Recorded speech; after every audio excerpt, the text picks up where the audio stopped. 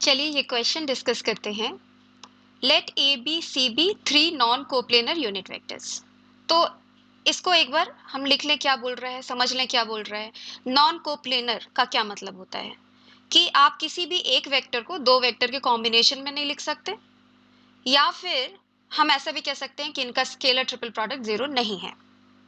फिर unit vectors का क्या मतलब है कि इनका मॉड्यूलस जो है वो वन है, या फिर सिंपलर टर्म्स में अगर मैं ए डॉट ए करूं वो क्या होता है, modulus of a square, right. और मॉड्यूलस ऑफ ए अगर मेरा वन है then what is this, this is also one, है ना, which is same as b dot b. सभी यूनिट वेक्टर्स आपको दे रखा है same as c dot c, every one is one. फिर such that angle between every pair, हर दो के बीच का एंगल क्या है, पाई बाई थ्री है। इसका क्या मतलब हुआ कि मतलब मान लीजिए दो ले रहे हैं ए और बी वेक्टर, ठीक है। अगर इनके बीच का एंगल पता है, इनका मैग्नीट्यूड पता है, तो सबसे पहले हमारे दिमाग में क्या आता है कि डॉट प्रोडक्ट इनका पता हो गया हमें, राइट। क्योंकि आपको पता है कि डॉट प्रोडक्ट होता है modulus of a modulus of b into cos of angle between them pi by three, है ना।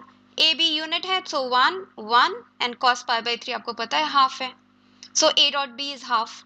और सेम चीज हर पेयर के बीच में है, तो this is also equal to b dot c, this is also equal to c dot A, right. So आपको ये दो इंफॉर्मेशन पता चल गई, right. This is information one, this is information two. फिर if this if this happens where p q r are scalars, है ना, scalar number हैं बेसिकली ये, तो ये रेशियो के बारे में ये पूछ रहा है। चलिए लगते हैं फिर ये जो दे रखा है उसको देखते हैं कैसे एनालाइज करें।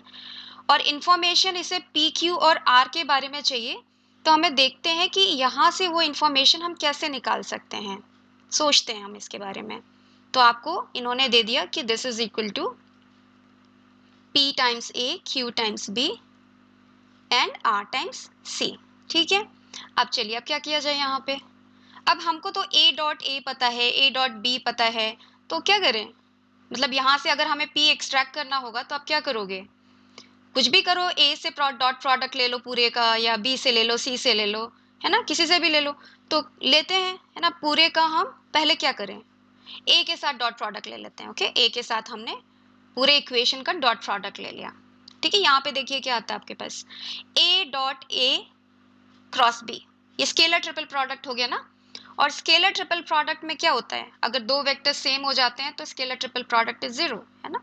तो दिस इज जीरो प्लस ये क्या हो गया आपका स्केलर ट्रिपल प्रोडक्ट ABC, इसको आप ऐसे भी लिख सकते हो, scalar triple product ABC is equal to P A dot A अभी अभी आपने बोला वन है तो केवल P आ गया, प्लस A डॉट B क्या है, हाफ है अभी अभी आपने बोला, और A डॉट C क्या है आपके पास, वो भी हाफ है, A डॉट C भी हाफ है, तो आपके पास आ गया R बाई टू, है ना। ये एक इंफॉर्मेशन आपके पास आई।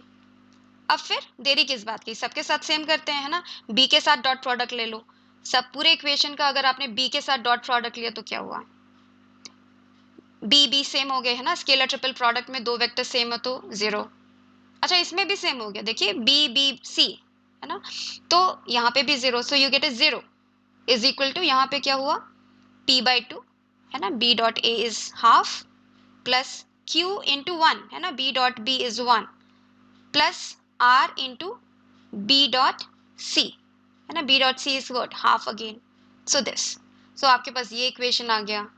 अब C के साथ कर लेते हैं डॉट प्रोडक्ट इसका, है ना, पूरे इक्वेशन का हम डॉट प्रोडक्ट कर रहे हैं, आई होप आपको समझ में आ रहा है ना, पूरे इक्वेशन को डॉट प्रोडक्ट कर रहे हैं। तो यहाँ पे क्या आ जाएगा CAB scalar triple product CAB, okay.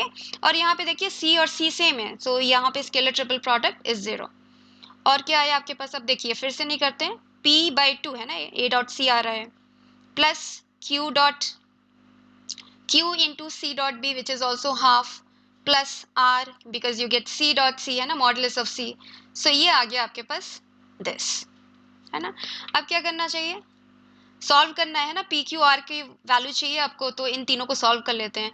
ये क्या कर रहे हैं यहाँ पे, ये तो हमें नहीं चाहिए ना, हमें ए बी सी को तो चाहिए ही नहीं हमें, तो हम क्या करें, पहली बात तो ये सोचो कि इनके बीच में रिलेशन क्या है, सेम है कि नहीं है, या तो सेम होंगे या माइनस टाइम्स दूसरे होंगे। तो क्या करते हो आप, देख लेते हो ना कितना एक्सचेंज कर रहे हो, अगर इवन नंबर ऑफ एक्सचेंज करने से ये आ जाता है that means they are same. या फिर आप इसको साइक्लिकली ऐसे चेक कर लेते हो, okay, a b c, c a b, है ना, दोनों सेम ही है, तो ये दोनों वैल्यूज क्या हो गई आपकी, सेम हो गई। तो क्या करना चाहिए, ये सेम भी हैं और आपको चाहिए भी नहीं, तो हम क्या करेंगे, सब्सट्रैक्ट कर लेते हैं, है ना। इक्वेशन 3 में से इक्वेशन 3 माइनस इक्वेशन 5 कर लेते हैं, क्योंकि हमें नहीं चाहिए था। तो what do you get, 0 is equal to p minus p by 2, इस p बाई 2, q बाई 2 और q बाई 2 कैंसिल हो गया, r by 2 minus r is minus r by 2। Very nice isn't it, आपको आ गया कि p की value जो है r के बराबर हो गई। Very good. अब क्या करना है, बहुत ही सिंपल बात है ना, आपको इसमें रख देना है। 4 तो आपने यूज नहीं किया, तो p को आप इसमें रख दो सेकंड फोर्थ में। 0 is equal to r by 2 plus q plus r by 2। क्या है आपके पास, 0 is equal to r plus q और आपको q की वैल्यू आ गई माइनस r। अब और कुछ काम नहीं करना, राइट, क्योंकि एनीवेज उनको रेशियो से मतलब है। ये जो इन्होंने रेशियो लिख रखा है, पी स्क्वायर लिख लेते हैं इसको, क्या है रेशियो, ये रेशियो इनको चाहिए what is P square plus 2q square plus r square upon q square, है ना। तो p की वैल्यू लिखो r square, right, r square plus 2q, सबको r के टर्म्स में हमने लिख दिया, ओके, यहाँ पे भी माइनस r स्क्वायर। क्या आता है आपके पास, हो गया ना, 1 plus 2 plus 1 upon r square, okay, so you get the value to be 4, है ना, सिंपल क्वेश्चन। चलिए नेक्स्ट क्वेश्चन में मिलते हैं।